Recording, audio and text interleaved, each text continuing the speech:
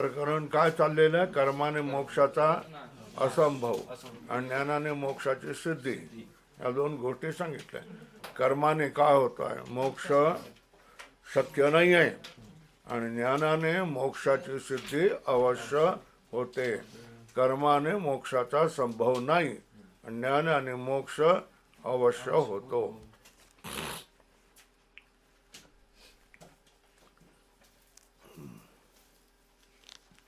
म्हणून पुरुषाच्या इच्छेने आणि साधन सामुग्रीने दुष्ट प्रवृत्तीचा हेतू जी दुष्ट वासना तिचा नाश होतो.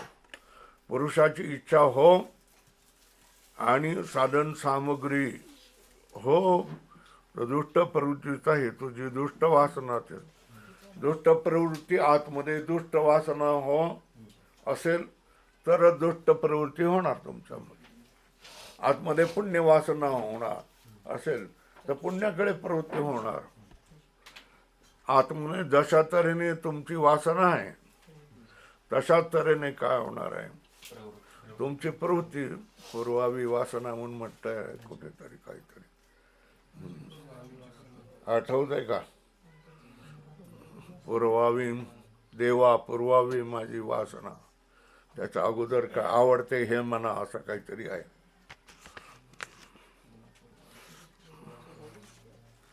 शुभवासने हा,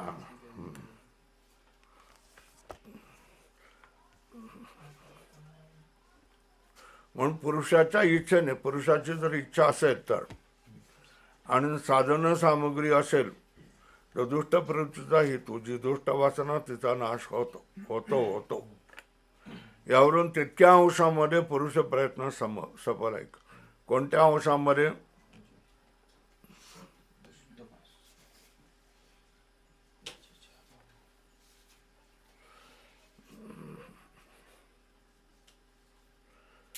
यावरून तितक्या अंशामध्ये म्हणजे प्रवृत्ती इच्छा न होणं एवढ्या इच्छेने अंशामध्ये पुरुष प्रयत्न सफल आहे.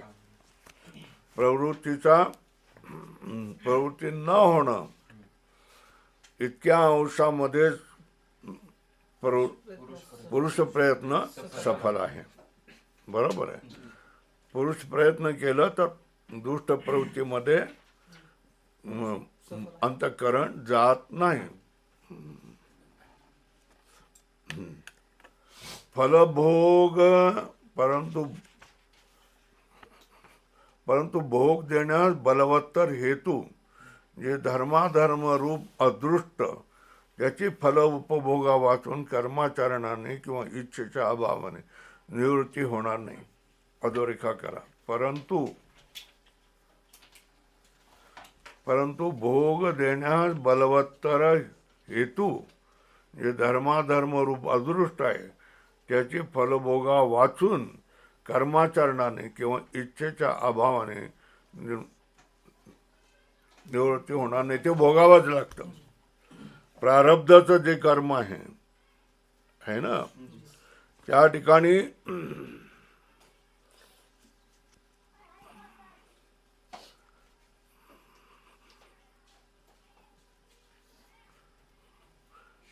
किंवा इच्छेच्या अभावाने निवृत्ती होणार नाही. म्हणून प्रारब्धातील शुभाशुभ कर्मामध्ये प्रवृत्ती उत्पन्न करणारा संस्कार हा जो एक अंश आहे. कुठला अंश आहे? संस्कार. अधोरेखा करा. प्रारब्धातील शुभाशुभ कर्मामध्ये प्रवृत्ती उत्पन्न करणारा, प्रारब्धातील शुभाशुभ कर्मामध्ये प्रवृत्ती करणारा संस्कार हा जो एक अंश आहे तितक्या अंशात पुरुष प्रयत्न सफल आहे. तितक्या अंशामध्ये पुरुष प्रयत्न सफल आहे आणि धर्माधर्म रूप दुसऱ्या अंशात पुरुष प्रयत्न व्यर्थ आहे.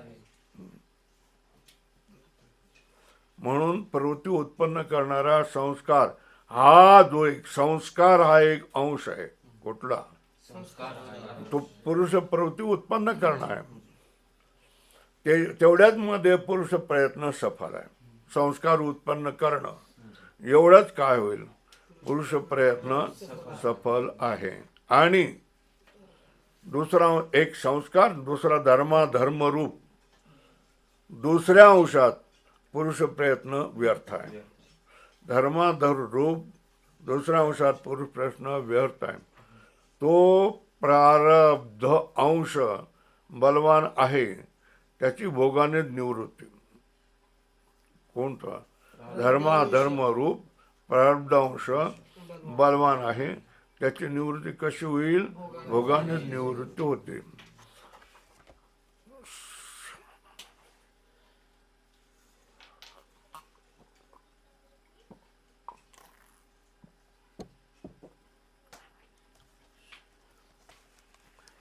दोन अंश आहे.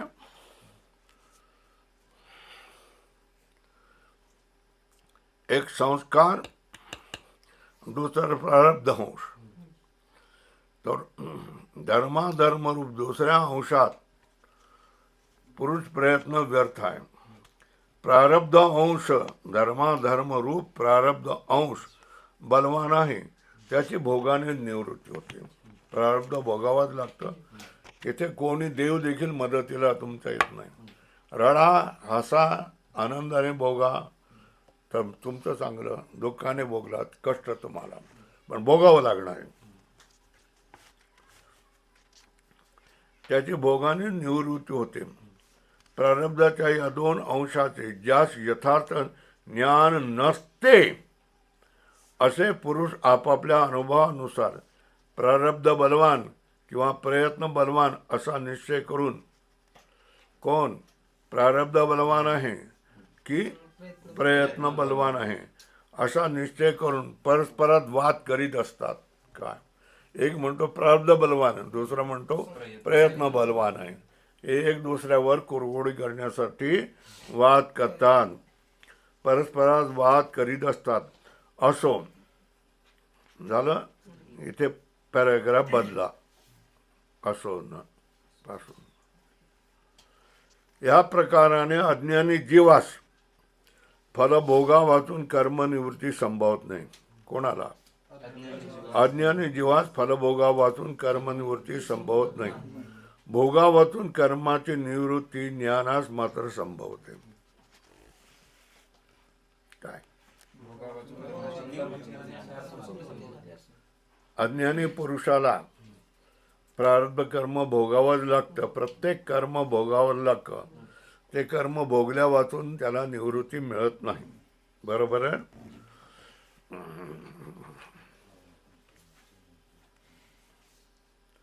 पण न भोगताही कर्माची निवृत्ती ज्ञानास होते की नाही? होते. अधोरेखा कर येथे नावची सम्यक दोग्नी पूर्ती तथा ज्ञानाग्नी सर्व कर्माणी भस्मसात पूर्ती तथा. ज्ञानाग्नी ज्ञानी पुरुषाचा अग्नी त्याचे कर्म काय करतात? जाळून टाकतो एकदम. भोगा वाचून कर्माची निवृत्ती झाल्यास मात्र संभवते.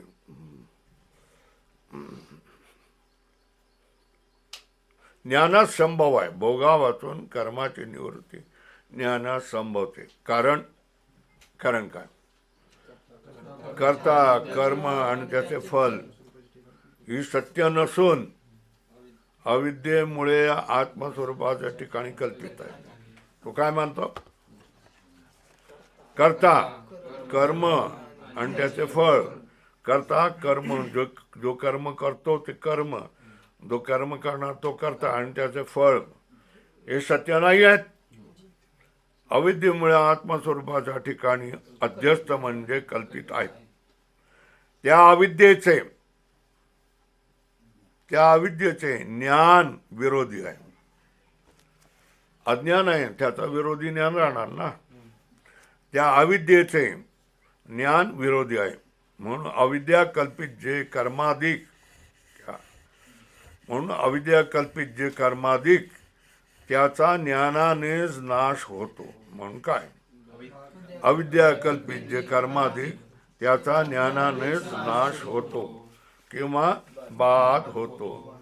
असे स्वप्नामध्ये निद्रेमुळे, जसे स्वप्नामध्ये निद्रेमुळे जे पदार्थ प्रतीत होतात त्याच्या जागृतीच्या निद्रेच्या प्रवृत्तीने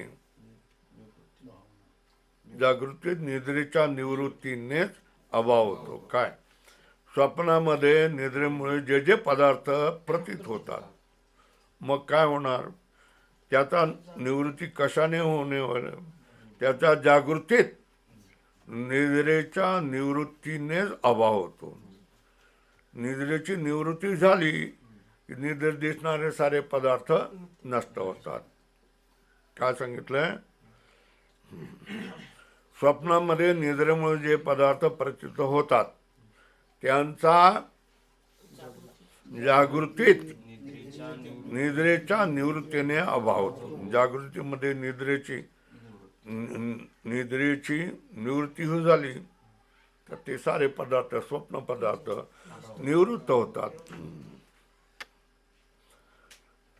आणि मृगजलाचा बाध होतो. तसे अविद्यारूप निद्रेने कर्मा कर्त फल याचाही ज्ञानरूपी जागृतीत जसं, आणि मृगजळाचा जसा बाध होतो ना, पाणीच नाही आहे तिथे, बाध झाला. मृगजळाचा जसा बाध होतो तसंच अविद्यारूप निद्रेने कर्ता कर्म आणि फल याचाही ज्ञानारूप जागृतीत, अविद्यारूप निद्रेने कर्ता कर्म फल याचाही ज्ञानारूप जागृतीत अविद्येच्या निवृत्तीने बाध होतो. कोणाकोणाचा, मृगजळाचा जसा बाध होतो तशाच तऱ्हेने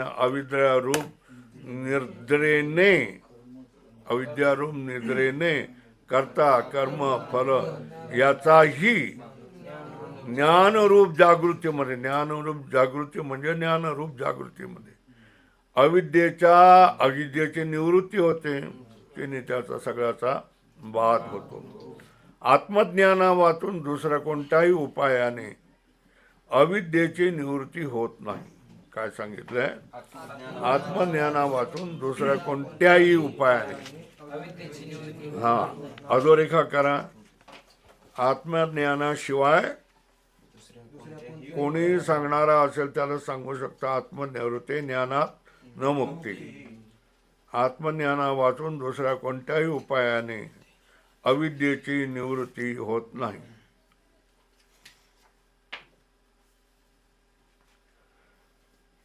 आणि जर केवळ इच्छेच्या अभावानेच कर्मफलभोग होत नाही असे म्हटले, आणि जर केवळ इच्छेच्या अभावानेच कर्मफलभोग होत नाही असे म्हटले तर ईश्वर संकल्प मिथ्या होईल ना. काय, केवळ इच्छेच्या अभावानेच कर्मफलभोग होत नाही असे म्हटले तर ईश्वर संकल्प मिथ्या, ईश्वराचा संकल्प आहे ना, ईश्वराचा संकल्प मिथ्या होईल.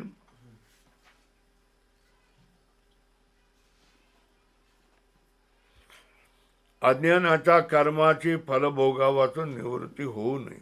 काय, अज्ञानाच्या कर्माची फलभोगा वाचून निवृत्ती होऊ नये असा ईश्वर संकल्प आहे. काय, अज्ञानाच्या कर्माची फलभोगा वाचून निवृत्ती होऊ नये हा ईश्वर संकल्प आहे.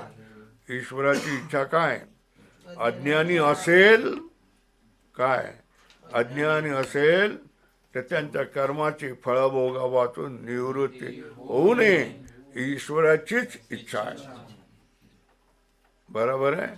म्हणून जो मुमुक्षु है ना, ज्ञान प्राप्ति के लिए जिज्ञासु है, वो तो लाड़के है.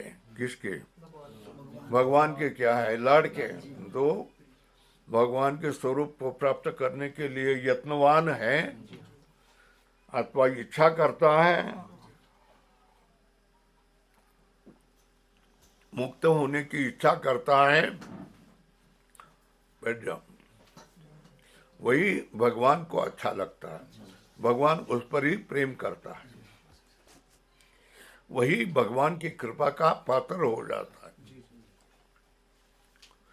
असा काय झालेला निर्णय काय, अज्ञानाच्या कर्माची फलभोगा वाचून निवृत्ती होऊ नये असा ईश्वराचा संकल्प आहे. आणि तो ईश्वर सत्य संकल्प आहे ना. सत्य संकल्पाचा दाता नारायण है ना. सर्व मनोरथ पूर्ण करी. ईश्वर संकल्प आहे आणि तो ईश्वर सत्य संकल्प आहे असे शास्त्रामध्ये प्रसिद्ध आहे. म्हणून केवळ इच्छेच्या अभावाने पूर्वजन्मात केलेल्या काम्य कर्माचे फळ होणार नाही हे बोलणे व्यर्थ आहे, विरुद्ध आहे. शिवाय केवळ इच्छेच्या अभावाने काम्य कर्माचे फळ कोणास होत नाही. शिवाय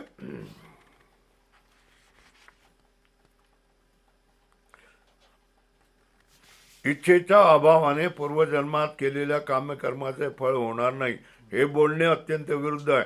शिवाय केवळ इच्छेच्या अभावानेच काम्यकर्माचे फळ होत नाही असे मानले. काय मानलं? बोला काय? केवळ इच्छेच्या अभावानेच काम्यकर्माचे फळ कोणास होत नाही असं मानलं तर अशुभ कर्माचे दुःख फळ कोणास होऊ नाही. काय?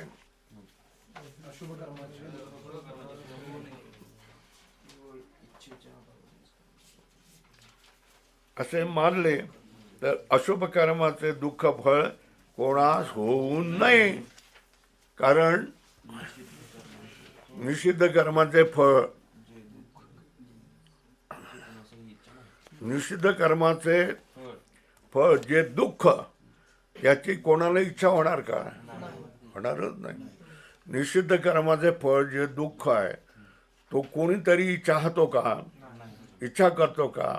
नाही, कोणाचाही इच्छा होणार नाही. आणि पण दुःख तर होतेच ना. काय? निषिद्ध कर्माचे फळ जे दुःख ते कोणालाही त्याची इच्छा नाही, कोणालाही नकोसच वाटतं, पण दुःख होते ना. म्हणून ज्ञानावातून दुसऱ्या कोणत्याही उपायाने कर्मफलाचा अभाव होत नाही. अधोरेखा करा.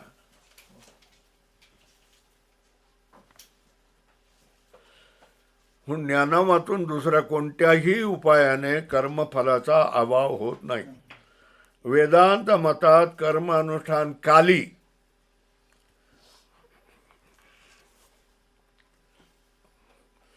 वेदांत मतात कर्मानुष्ठान काली निरीक्ष पुरुषाच्या कर्माचे फळ त्यास होत नाही. कर्मानुष्ठानाच्या काळी अनासक्त मनाने जर तो ते कर्म करत असेल, आसक्तीचा अभाव जर असेल तर पुरुषाच्या कर्माचे फळ त्याला होत नाही. हे बरोबर आहे असे मानले आहे. काय? पूर्वीच्या कर्माची, काम्य कर्माच्या फळाचा अनिच्छा करून नाश होतो असं नाही. वर्तमान काळामध्ये जे काही तुम्ही कर्म करतायत, काम्य कर्म करतायत, त्याच्यामध्ये पुरुषाची इच्छा निवृत्त झाली तर मात्र काय होतंय? कर्माचे फळ होत नाही असे वेदांत रहस्य न जाणता पूर्वपक्षीचे म्हणणे आहे. असे वेदांत रहस्य न जाणता पूर्वपक्षाचे म्हणणे आहे. कारण कर्म फल इच्छे सहित हो, अगर फल इच्छे रहित हो, कर्म आपल्या फळाचा भोग निश्चित देणारच. अधोरेखा करो. काय? कर्म फल इच्छे सहित हो किंवा फल इच्छे रहित हो, कर्म हे आपल्या फलाचा भोग निश्चित देणारच. काय झालं? फल इच्छेसह कर्म हो या फल इच्छे रहित कर्म हो, दोघांचाही फळ भोग निश्चित होणार. मग फरक काय? दोघात फरक काय? मग इच्छा रहित कर्म करणारास अंतःकरण शुद्धी रूप फळ होते. बरोबर? निरासक्त बुद्धीचे कर्म करत असेल, आपल्याला लाभ, स्वार्थ, मोह त्याच्या मनात नसेल, आंबे वाटायला घेतले आणि सगळ्या लोकांना वाटलं, 10 आंबे बोरले, तर त्याने काय केलं पाहिजे? स्वामीजी हे 10 आंबे बोरलेत म्हणून दिले पाहिजेत की. हे 10 आंबे त्याने जर आपल्या मित्रांना आणि दुसऱ्यांना वाटले तर काय झालं? हे आसक्ती झाली ना. काय झाली? ही आसक्ती झाली, निरासक्त नाही आहे. स्वामीजी सगळ्यांना आंबे वाटले, माझ्या वाट्याचा पण आंबे घेतले, आता हे उरलेले आहेत, हे तुमचे तुम्ही घ्या असं सांगितलं तर निरासक्त बुद्धी झाली. बरोबर आहे. सगळ्या बाबतीत, कर्माच्या बाबतीत सुद्धा आहे. कर्म करतोय, आलेत लोकांनी बिस्किटाचे 100 पुढे आणून ठेवलेले आहेत, ठीक आहे ना, जाऊ दे, वाटून टाका, निरासक्त बुद्धी. पण 10 बिस्किटाची फुलं बाजूला काढून ठेवा आणि बाकीची वाढा. याला काय म्हणायचं? आसक्तीसिद्ध. बरोबर आहे ना. ते एवढं आलंय, कोणासाठी आलंय? लोकांसाठी आलंय. मग तू का खातोस? बरोबर नाही, चुकीचं आहे. सगळ्या जणांना वाटून टाक ना, असं काय करतोस? तर आसक्ती निरासक्ती साध्या उदाहरणाने घालून घेतलंय. ही आसक्ती सगळ्यांना, साधू सुद्धा त्याच्यामध्ये चुकलेलं नाही, गैरिक वेशधारी देखील चुकलेलं नाही, कीर्तनकारही चुकलेलं नाही, आहे ना. बोलायच्यासाठी असतं. काय बोलायच्यासाठी असतं? दया करणे जे पुत्राची केशी दासा आणि दासी, हे बोलायचं असतं फक्त. वास्तवात काय होत आहे? आपल्या मुलालाच काय करतो? कौतुक करत असतो, खाऊ देतो, आईस्क्रीम देतो, सगळं देतो, आणि बाकीच्या मुलांना काही देत नाही, आहे ना. हे असं होतं की नाही? कोणा बाबतीत होतं?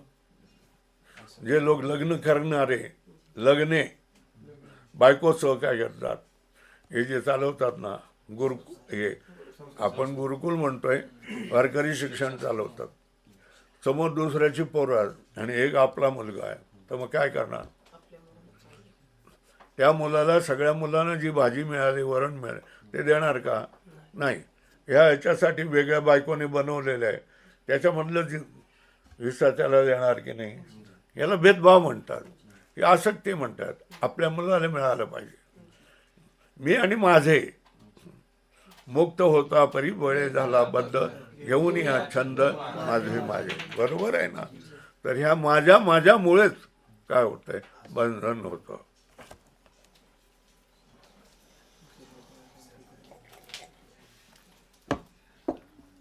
इच्छारहित कर्म करणारास काय फायदा होतो? अंतकरण शुद्धीरूप फळ होते. आणि इच्छेसहित कर्म करणारास केवळ स्वर्गादी भोग हेच फळ मिळते. बोला काय होतंय? इच्छारहित कर्म करणारास अंतकरण शुद्धीरूप फळ होते. लाल करा. इच्छेसहित कर्म करणारा काय होत? केवळ स्वर्गच मिळणार. मग स्वर्ग चांगला की अंतकरण शुद्धी चांगली? का? अरे स्वर्ग एवढा मिळतोय, भोग मिळत आहेत, ते चांगले नाही का? निरासक्त बुद्धीचं केलं तर तुम्हाला काय अंतकरण शुद्ध होणार? अरे अंतकरण शुद्ध, अंतकरण हेच तर महत्वाचं बात आहे.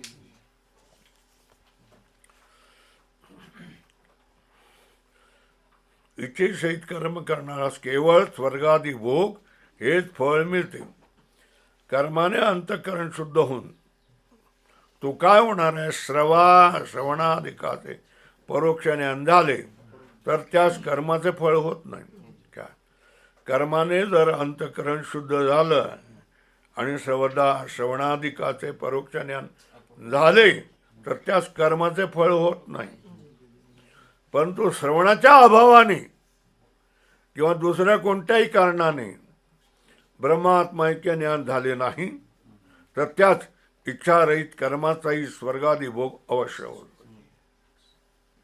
काय ते सांगितलंय महत्वाचं आहे. काय?